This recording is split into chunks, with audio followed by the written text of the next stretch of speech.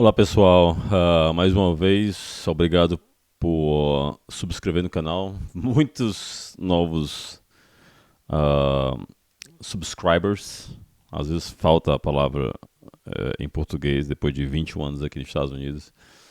Mas enfim, esse vídeo de hoje é porque mês passado, não, nós estamos em agosto, né, em julho, completou 30 anos, cara, que eu tô nessa área de tecnologia. Eu comecei em 1994. Se dá um pouco da ideia de como eu já tô velho, né?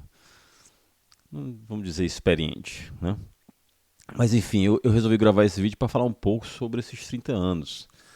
Porque tem muita gente começando na área, tem muita gente tentando desenvolver e são tantas perguntas que eu vivenciei durante esses 30 anos que o intuito é só ajudar. Né? O intuito desse canal é sempre esse, é só ajudar. Isso não é um canal para me promover, não é um canal para nada, é um canal para ajudar. Né? Ajudar pessoas a alcançar seus objetivos, inspirar pessoas, é esse o objetivo, entendeu? Tanto é que eu nunca nem investi massivamente de divulgar o canal, quem achar, achou. Porque a intenção não é capitalização financeira aqui. Ah, é basicamente retornar para a comunidade o que eu aprendi. Mas enfim, eu vou tentar ser breve. Apesar de ser difícil falar de 30 anos em pouco tempo. Né? Eu até pensei em fazer um vídeo de 30 anos em 30 minutos, mas eu nem sei se vou chegar a 30 minutos. Não. Vamos ver. Tudo começou em 1994, certo? Meu primeiro emprego na área de tecnologia, numa empresa chamada Cetred, lá em Fortaleza, de onde eu nasci. Na época, meu pai trabalhava na Universidade Federal do Ceará e o Cetred era tipo um afiliado à Universidade Federal. Não era um emprego federal, mas era tipo uma associação, fazia parte e era voltada a projetos, mas também tinha treinamentos. E eu na época eu fazia técnico de contabilidade, foi a formação de segundo grau, que eu fiz o segundo grau técnico. Então eu fiz o segundo grau técnico de contabilidade e comecei a trabalhar em 1994 na área de contabilidade, na contabilidade dessa empresa. E comecei a ser usuário, né, de computador, um 286 na época, utilizando o MS-DOS, acho que era 5.5. E os principais softwares que eu utilizava na época como usuário era o 4 Pro, que era uma planilha de textos, né, e também o DBase 3, que era um banco de dados, DBase. Então, DBase 4 Pro, DBase 4 Pro. E o editor de texto era o Fácil, né? Muito antigo. Editor de texto fácil. Cara, mas tudo, né? Tela preta, tela do DOS. Né? Você digitar comando e tudo. E eu comecei a gostar daquilo. Aí comecei a fazer cursos lá, porque era de graça pra mim, porque eu era funcionário.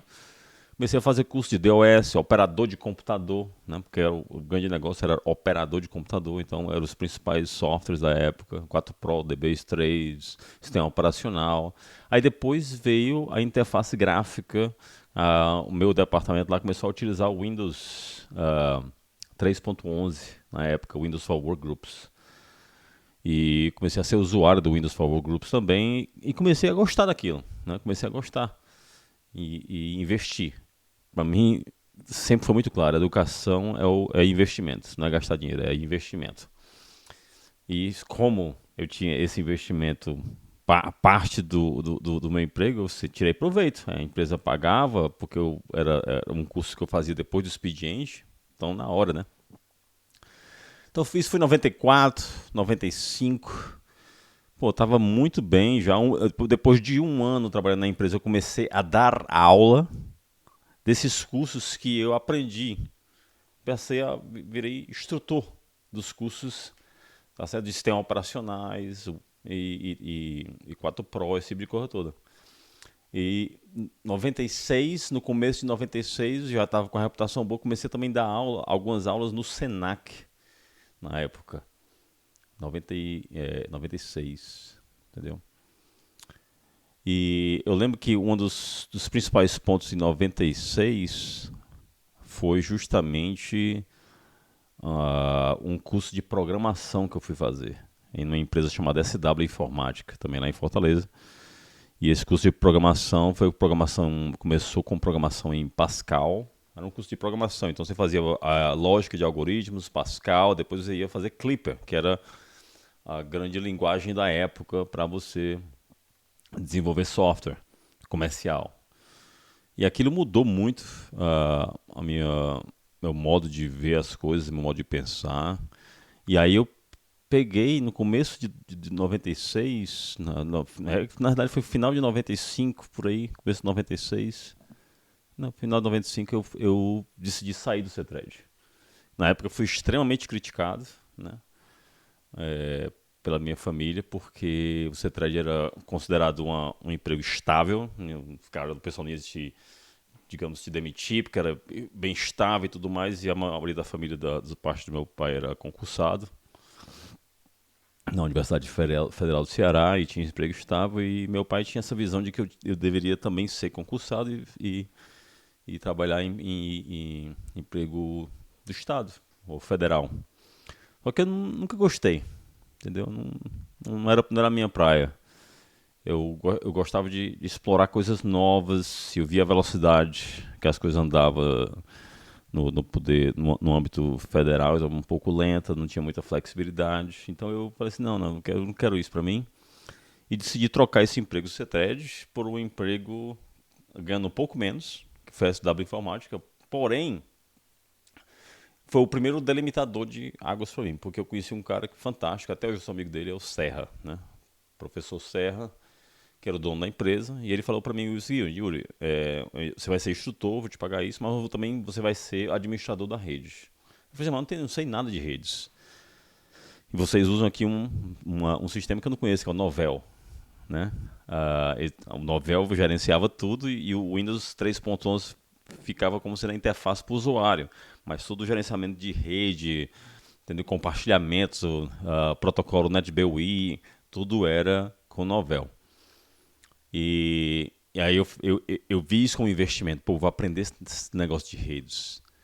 Desde o cabeamento até o software. Então o Serra me ensinou tudo. Cabeamento, estruturado, entendeu?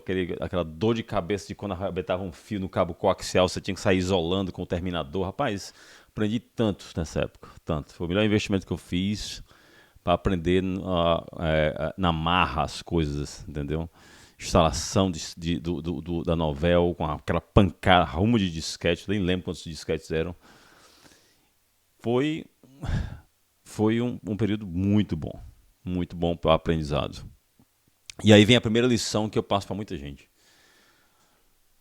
Você tem que entender que muitas vezes você vai dar um passo, tá certo? Um passo que no âmbito total ele vai ser um passo para cima, mas financeiramente pode ser um passo para baixo, pode ser um step down, né? Porque você pode até ganhar menos, mas você tem que olhar o seu ganho não financeiro, o quanto você vai aprender nesse novo emprego, quanto você vai aprender nessa nova posição. Isso eu digo até hoje para os meus funcionários que eu gerencio. Eu falo assim, olha, a sua carreira não é só dinheiro, é o aprendizado, é o conhecimento, e o que é que aquele conhecimento vai te trazer para você prosseguir em novos caminhos. Então, às vezes, você tem que investir no conhecimento, entendeu? Primeiro, para depois você dar aquele grande passo. E foi justamente isso que aconteceu. Porque depois que eu aprendi linguagem de programação, redes e tudo mais, eu tive a oportunidade de dar um passo maior. Aí eu fui para uma outra empresa chamada ePlans. Só que o ePlans era meu full-time job, né, durante o dia. Era do Estado, mas aí eu fui ser programador visual. Foi minha primeira vez desenvolvendo com linguagem de programação orientada a objetos. Na época era o Delphi 1.0, foi a primeira versão do Borland Delphi, que algumas pessoas chamam de Delphi, 1.0. E eu fazia a interface visual do programa.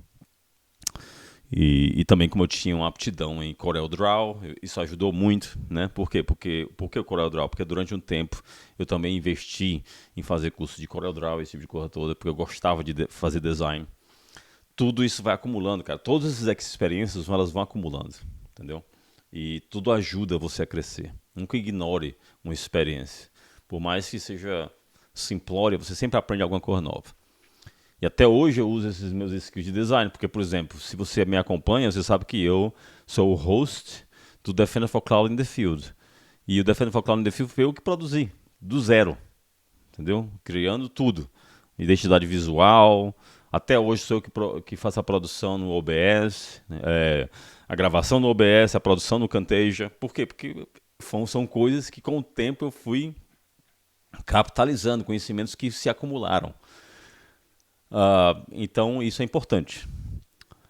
Então do ePlans, que era o meu full-time job, tipo manhã e tarde, eu comecei a dar aula também, continuei dando aula no Senac à noite, turmas que às vezes acontecia, às vezes não acontecia, não era nada garantido, mas tinha um relacionamento, sempre pensando em construir esse relacionamento. E a noção de networking para mim sempre foi muito forte, né? Você expandia seu network. Numa época que nem existia rede social, numa época que não existia LinkedIn, era tudo no face to face. Você conhecia a pessoa, apertar a mão e criar aquele relacionamento.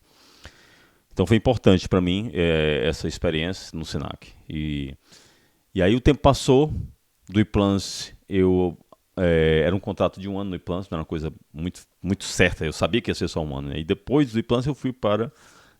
Quer dizer, enquanto eu estava no ePlans eu fui convidado para uma outra empresa chamada Evolução Informática. Então em 97 eu já comecei no final de 96 eu já estava dando aula na Evolução Informática durante o período da noite. Porque eu fiquei só de manhã no ePlans e à noite na Evolução. E aí eles estavam numa época, em 97, estavam decidindo virar um centro de Microsoft Partner, né, parceiros Microsoft. Então eles precisavam de, no mínimo, 2 MCP, Microsoft Certified Professional, 2 profissionais certificados em Microsoft. Então eles pagaram um cara para fazer o curso oficial, mandaram o cara para São Paulo, na Braz Figueiredo, na época, fazer o curso. Aí o cara voltou com todo o material e disseminou o conhecimento para o resto das pessoas. E uma das pessoas fui eu. Eu estudei pelo material e também pelo Resource Kit, na época, o Resource Kit grandão de Windows 95. E aí, em 1997, foi a minha primeira prova de certificação do Windows 95. Passei na prova e, com isso, o meu nome e o nome dessa pessoa foram usados para que a empresa se tornasse Microsoft Partner para treinamentos. Então, mais um divisor de águas. Está vendo? Todo ano tinha um grande acontecimento. Todos os anos tinha uma grande coisa acontecendo na minha vida. 94, 95, 96, todo ano. Por quê? Porque uma coisa que eu não me aquetei no começo foi parar. Eu sempre estava em busca de conhecimento. E quando você está em busca de conhecimento e você está criando relacionamentos, as coisas acontecem, né? Vão acontecendo e você vai tendo aquelas oportunidades. Então, 97. Aí, 97, eu comecei também a escrever livros para uma empresa chamada Sigma Informática na época. E o primeiro livro que eu escrevi na época foi Windows NT 4.0. Porque eu comecei a me especializar em Windows NT. Tem umas coisas que acontecem no meio do caminho que a gente nunca esquece, né? Então, uma pausa aqui, por exemplo. Entre o Windows NT e o Windows 95, eu tive que investir muito em redes. Então, eu fiz a prova de Network Essentials. Só que a prova de Network Essentials, na época, ela só tinha inglês. Isso em 97. E, olha, eu não sabia inglês fluentemente. E eu lembro de a gente tinha um grupo de estudo. E tinha um cara que estudava com a gente que, pô, o cara era filho de papai, o nome da época, né? Filho de papai, estudava em colégio bom e tudo mais.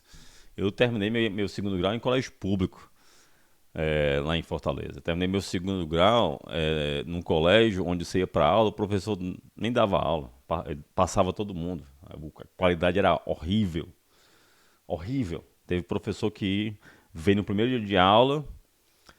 E eu só fui ver ele de novo no final do ano. Ele passou todo mundo. Era assim, o nível.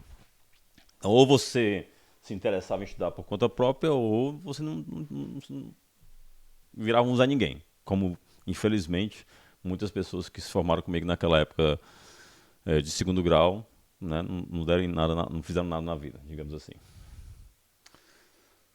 E eu lembro, cara, estudando para a prova de Network Essentials, eu não sabia os termos. Eu ficava no dicionário direto, porque o livro era em inglês. Era difícil. Não era como hoje em dia, como você acha as coisas fáceis, não tinha Google, não tinha nada. Era um dicionário manual, olhando cada letrinha às vezes. E eu lembro de uma crítica que eu recebi de um cara que falou assim, rapaz, tu não sabe nada de inglês, né, cara? Porra, meu, tua base é horrível, tu não entende nada e tudo. Cara, o cara me destroçou, entendeu? E eu não fiquei com raiva do cara, né? Fiquei chateado, assim, não precisava desse tipo de comentário, mas o cara continuou sendo amigo. Só que esse tipo de crítica, cara, eu sempre guardo. Eu sempre guardo porque eu vou procurar melhorar.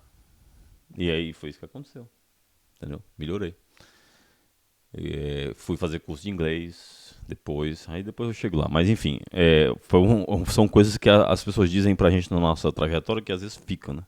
Essa crítica que eu recebi por não saber inglês na época ficou na minha mente até hoje. Está lá. Ah, bem, fui para o. ah, continuando a escrever livro, e aí a Sigma chegou e falou: não, Yuri, era interessante você vir para cá full time, ficar aqui direto. Né? Não só escrevendo livro, mas também trabalhando na empresa. Tá bom, acho que é uma boa. E aí fiquei é, é, é, fazendo isso em 97 para 98, no começo de 98. E aí eu tive uma reviravolta grande na minha, na minha vida pessoal. Ah, fiz algumas decisões erradas financeiras, fiquei devendo, sabe? Entre 98, entre 98 e 99 foi uma época bem complicada. Eu saí, para sumarizar, eu saí da Sigma, eu não estava mais no Senac e fui trabalhar na empresa de hardware. Foi a hora que eu fiz isso aqui, depois, BUM! Né? Mas por quê? Por decisões erradas minhas. Não culpo ninguém, não. Foram erros meus que me levaram a ter que reiniciar, dar um reset na minha carreira. Fui para essa empresa porque eles queriam treinamento de redes e eu ia gerenciar essa parte, eu ia ser o professor, ia, né, dirigir. Só que a empresa era conhecida como ser uma empresa de hardware, então não funcionou, não tinha o investimento necessário, enfim, não aconteceu. E eu acabei, para não perder o emprego, falei assim: não, então vai ser técnico de hardware. E aí, cara, fui ser técnico de hardware. Fui consertar computador, entendeu? Foi a época que realmente, para mim, é, tecnologicamente falando e de conhecimento, foi quase que voltar ao tempo e fazer coisas que eu achei que já tinha passado da fase. Mas fiz, tinha que fazer, porque tinha que trabalhar para ganhar dinheiro. E em 98, né, setembro de 98, foi quando eu conheci a minha esposa. E a gente começou a namorar e tudo mais. E em 99 a gente já estava juntos, morando juntos, né? Porque a gente teve a nossa primeira filha em 99.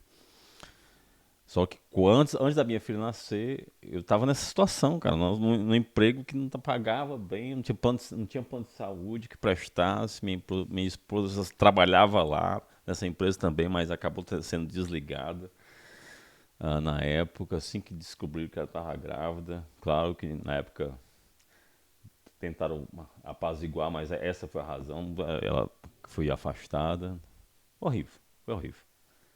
E, e eu fiquei desesperado, porque minha filha nascer e acabar tendo que ir para o hospital público, porque não tinha, né, como pagar um parto particular. Mas enfim, aconteceu que ela. Eu fui, uma colega minha que trabalhou comigo na Evolução, a Ivanilde, se você tiver assistido esse vídeo, Ivanilde, até hoje eu te agradeço por esse convite que você me fez. Falei assim: Yuri, tem uma vaga aqui na empresa, na Lanlink. Tu não quer aplicar, não? Eu falei assim: legal, vou aplicar. Apliquei, fiz entrevista com a dona da empresa lá, a Lourdes, que foi sempre uma pessoa, foi outro, né, outro momento a mudança de vida veio uma Lourdes me ajudando nesse momento, dizendo o seguinte: você vai gerenciar essa equipe lá na Telemar. Um contrato que a gente ganhou e você vai gerenciar essa equipe lá na Telemar. Cara, aí foi. Minha vida mudou. Total. Porque foi aí que. Primeiro de tudo, a Lanlink era e é até hoje uma das maiores empresas de tecnologia de Fortaleza e do Norte e Nordeste. Eu devo muito a eles e ao que eu aprendi lá. E foi um dos períodos ótimos da minha vida profissional. Aprendi muito, né? Criamos várias coisas juntas durante esses anos que eu fiquei lá, entre 99 até eu sair do Brasil em 2003, eu fiquei na Lanlink. Então foi uma das empresas que eu trabalhei mais tempo quando eu estava em Fortaleza. E foi lá que eu lancei o meu primeiro livro, de Cisco. E foi lá que a gente usou esse livro para criar um curso de Cisco CCNA. Cara, foi fantástico o período na Lanlink. Uma das melhores empresas que eu trabalhei. E eu tenho um carinho muito grande por todo mundo lá. Mas enfim, o tempo foi passando nesses, como eu disse, entre 99 e 2003 foi quando eu fiquei na Lanlink e cresci muito profissionalmente, fazendo curso, fazendo certificação, sendo professor. Em 2003 também virei professor universitário na Faculdade Grande de Fortaleza, no curso de redes de computadores e no curso de sistemas operacionais. A vida estava indo bem. Lancei meu primeiro livro em 2001, livro de Cisco CCNA. Foi o primeiro livro sobre CCNA em português lançado no Brasil, pela Axel Books, que não existe mais. Mas o livro ficou no top 10 da Submarino, no site Submarino na época, durante muitos meses. Foi o primeiro grande lançamento que saiu em 3 edições até. Então, entre 99 e 2003, eu estava bem financeiramente, estável, vida indo bem, tudo tranquilo. Mas eu sempre tive o sonho de morar nos Estados Unidos e trabalhar na Microsoft, né? Depois que você vira um profissional Microsoft, depois que você trabalha um Microsoft Partner, é uma transição que você almeja, né? Porque na época nem tinha esse negócio de MVP. Em 99, né? Eu acredito que não tinha. Se tiver, eu não sabia que tinha, pelo menos. Mas enfim.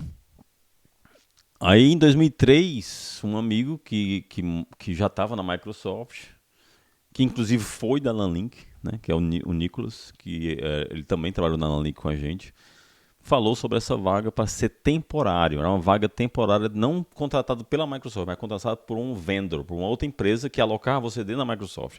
E aí entrou a CompuContec, que é uma empresa que está situada em Dallas. E eles fizeram as entrevistas comigo, me colocaram no loop de entrevista com o pessoal da Microsoft. Eu passei nas entrevistas e eles decidiram me trazer para os Estados Unidos em dezembro de 2003. Tive uns problemas com visto, porque eu e minha esposa, a gente não era casado, digamos assim, no papel. Então, quando a gente foi para Recife tirar o visto, ela não conseguiu tirar. Foi difícil, porque eu tive que vir para os Estados Unidos sozinho. Você não tem ideia. Hoje em dia, as pessoas viajam para o exterior como quem vai, entendeu? Em outro estado no Brasil. Principalmente o pessoal da área de tecnologia. Todo mundo já viajou para algum canto. Cara, eu nunca tinha nem saído do Brasil até 2003. Eu nunca tinha ido para nenhum canto mais longe que São Paulo. Então, quando eu vim para o Texas em 2003, eu não tinha noção do que era o exterior. Eu não tinha noção do que era frio. O pessoal dizia, não, dá frio, cara, é inverno. Não traz uma roupa adequada. Então, tá bom, tem uma camisa de manga comprida, camisa normal, tecido. Cara, eu quase morrer de frio, porque eu cheguei a pegar -5 em dezembro quando eu cheguei. Frio pra caramba. E eu tava morando perto da Microsoft e andando pra Microsoft. Cara, eu chegava lá me batendo todo de frio, porque eu não tinha roupa adequada. E aqui perto da Microsoft não tinha como eu me locomover, porque não tem ônibus para ir pro trabalho. Ou você vai a pé ou você vai de carro. Então eu tinha que andar para chegar lá, no frio. E demorou um pouco até eu conseguir me estabilizar para começar a comprar carro e tudo mais. Teve gente que mudou na época comigo que já veio com dinheiro preparado. Né? Já tinha tinha poupança. Eu não tinha nada disso, não. Eu vim pra cá com acho que $100 no bolso. E contando com o meu primeiro salário. Esperando que ele saísse pra poder comprar o que comer. E ainda mandar mais da metade de volta para Fortaleza, porque minha família tinha ficado lá. Minha esposa, minha filha. Então, cara, o começo foi difícil. Tem um vídeo, tem pra quem é novo no canal, tem uma série inteira eu falando sobre isso e dando dica de mudar pra cá. Uma série inteira. Vai navegando lá que você vai chegar lá e ver. Mas foi difícil, muito difícil. Os primeiros 6 meses foi difícil. Principalmente sozinho, no inverno, sem carro, sem ter como me locomover. Foi, foi barra.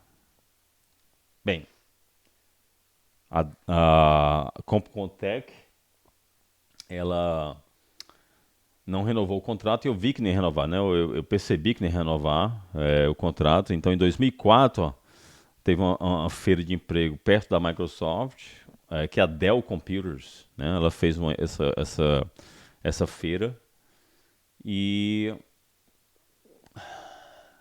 e eu fui lá e entrevistei. Cara, os caras, na hora, me fizeram uma oferta de full time, para ser full time. O que acontece? Como eu estava com visto H1B, eu precisava de alguma empresa que fosse sponsor. Então, ou eu saía, ou então ia ter que ir embora dos Estados Unidos e voltar para o Brasil. Eu não queria mais isso, porque eu falei assim, não, eu já estou aqui. Eu vou investir, eu vou acreditar e investir nisso. Eu não vou voltar para lá. E aí, o que aconteceu? Quando a minha esposa chegou em junho, ela chegou e eu falei, ó, a gente vai ter que mudar. A gente vai para Austin, né? A gente vai para Round Rock, que é uma cidade perto de Austin, que fica mais ou menos 3 horas aqui de Dallas. E a gente se mudou, não só eu e ela e minha filha, mas também um grupo de pessoas que foram contratadas pela Dell e trabalharam na Microsoft, e todo mundo se mudou, alugamos um caminhão e a gente se mudou para lá. E aí já foi uma outra fase da vida. Foi a época que eu comecei a investir ainda mais no inglês, porque eu estava trabalhando só com americano, né? O meu primeiro ano na Microsoft eu trabalhava muito com latino, pessoal que falava espanhol e português.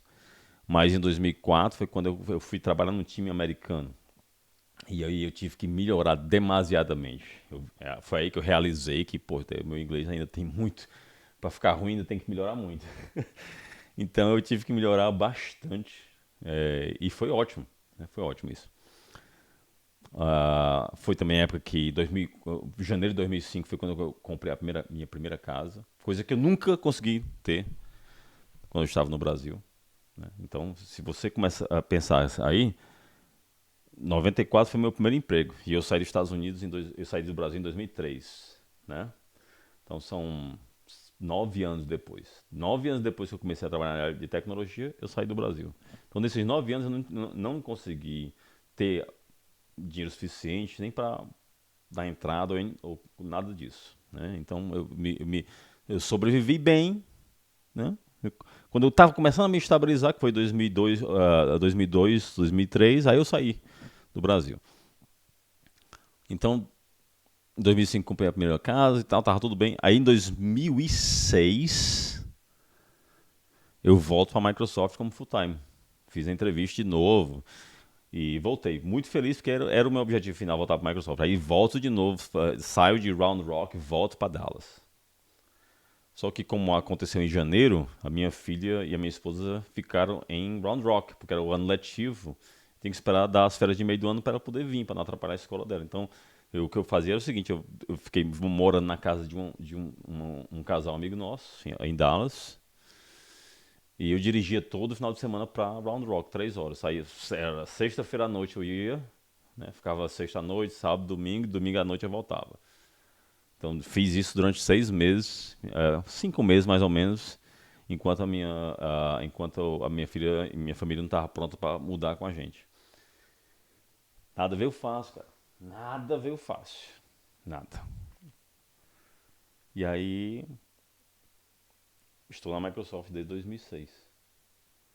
E dentro da Microsoft, esse vídeo já vai passar de 30 minutos, cara. Desculpa, não vai ser 30 anos em 30 minutos, não. E dentro da Microsoft o crescimento foi sempre nesse intuito, né? Eu cheguei com um objetivo muito, muito grande do que eu queria. Então, em 2006, eu trabalhei nessa equipe, que na época eu trabalhava com Exchange, 2000, 2003, no suporte de Exchange, e também comecei tomar conta de ISA Server, 2000 e 2006. E aí, devido a essa minha trabalho com o ISA, eu acabei indo para a equipe de segurança, em 2007, que era o suporte de segurança para o Edge, né, para o perímetro.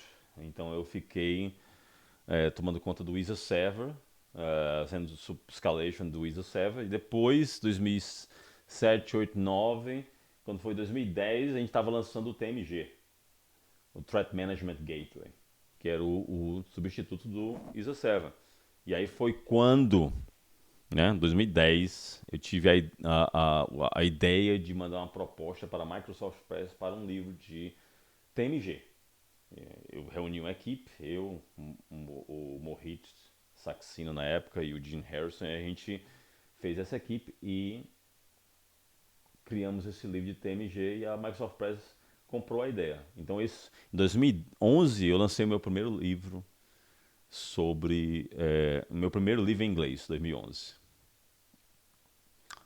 pela Microsoft Press. Então, desde então, eu tenho esse relacionamento com a Microsoft Press e hoje, ao todo, são 33 livros lançados. Não todos pela Microsoft Press, outras editoras também. Mas tudo começou com a Microsoft Press em 2011. E aí eu formei essa minha portfólio de livros, né, digamos assim, na área de tecnologia. Um outro marco grande foi saída do CSS em 2011 para ir para o time de segurança de Windows para trabalhar com Threats and Countermeasures, escrevendo artigos técnicos sobre isso.